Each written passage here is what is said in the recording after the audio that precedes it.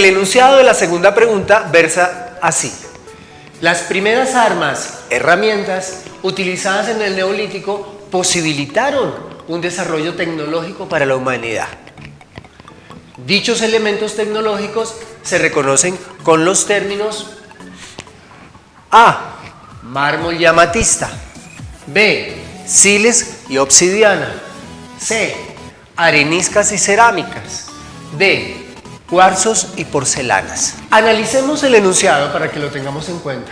Nos habla de las primeras armas. Si nos está hablando de las primeras armas, seguramente no nos está hablando de los periodos antiguo, medio, a esas edades que corresponden ya a la historia, ¿verdad? Porque nos está hablando de lo primitivo, de lo primero. Y además nos da un término que es fundamental. Nos dice neolítico, o sea que nos está hablando de la piedra pulida o la piedra trabajada, que también se conoce como la nueva piedra, que evidentemente pues permiten un desarrollo tecnológico a la humanidad, le permite modificar el entorno, sobrevivir más fácilmente, adaptarse con mayor destreza a su entorno y obviamente sobrevivir. Y entonces ahora vamos a mirar cuál de estos elementos encuentras tú que se ha trabajado ya para esa época. Entonces, el mármol y la amatista. Encontramos que generalmente el mármol se encuentra en grandes piezas, es muy frágil, se quiebra con gran facilidad, aunque puede dar bordes cortantes, esos bordes cortantes también se dañan con una gran facilidad. Por lo tanto, el mármol no podría ser de pronto uno de esos tipos de armas, no podría constituir el material para construir esas armas.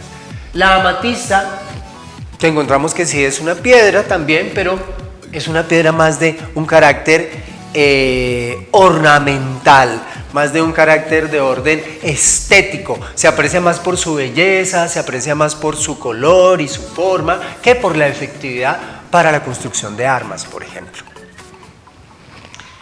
El sílex y la obsidiana. Entonces, encontramos que son piezas de piedra que tienen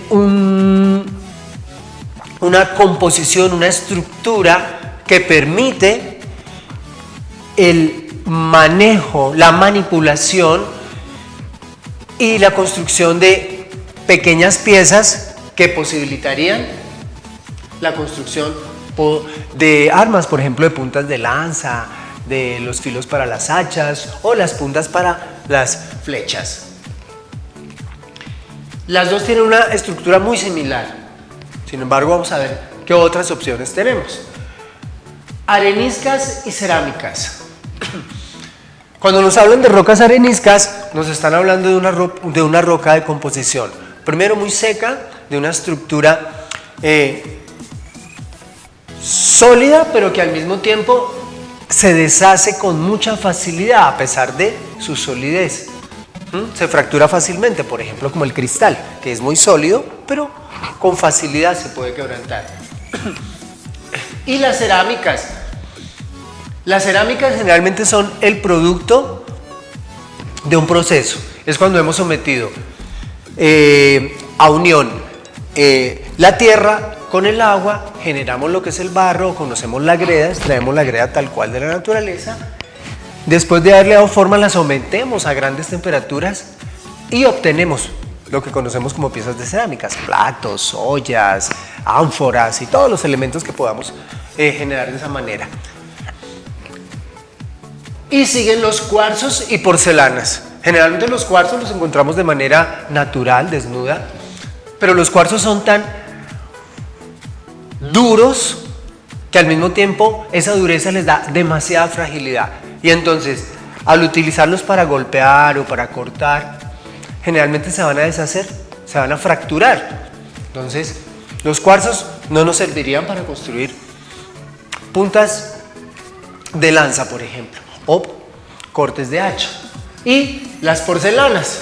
La porcelana es un proceso mucho más avanzado de un tipo de cerámica. Es una cerámica mucho más evolucionada en la cual se utilizan una serie de elementos posteriores a la primera cocción, o sea que no solamente tiene una cocción como las cerámicas, sino que puede llegar a tener 4, 5, 6 cocciones, porque además se les agregan esmaltes, pinturas, es un trabajo estético muchísimo más desarrollado.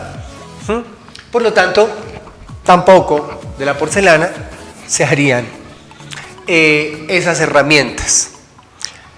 La respuesta adecuada viene siendo sílex y obsidiana. Entonces, si se dan cuenta, necesitamos analizar las opciones, entenderlas, relacionarlas en primera instancia con lo que nos están preguntando, pero también recurrir al acervo de conocimiento que tenemos. Por eso es muy importante leer. Hay que leer con una antelación suficiente a las pruebas. Deben informarse. El ejercicio que realizamos de identificación de la respuesta adecuada es muy importante, pero también es importante informarme antes de poder realizar los ejercicios. Si se dieron cuenta aquí, el componente cognitivo fue fundamental.